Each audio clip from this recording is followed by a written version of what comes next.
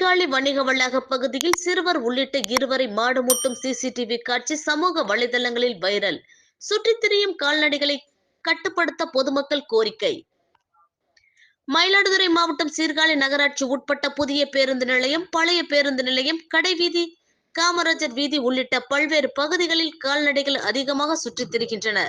இதனால் பொதுமக்கள் மற்றும் வாகன ஓட்டிகள் அதிக சிரமத்துடனே கடந்து செல்கின்றனர். இந்நிலையில் பழைய பேருந்து நிலையம் அருகே உள்ள வணிக வளாகத்தில் பொருட்கள் வாங்க வந்த சிறுவர் உள்ளிட்ட இருவரை மாடு முட்டும் சிசிடிவி காட்சி சமூக வலைதளங்களில் பரவி வைரலாகி வருகின்றனர். எனவே பொதுமக்களை அச்சுறுத்தும் வகையில் சுற்றித் திரியும் கால்நடைகளை கட்டுப்படுத்த நகராட்சி நிர்வாகம் நடவடிக்கை எடுக்க வேண்டும் என பொதுமக்கள் கோரிக்கை விடுத்துள்ளனர்.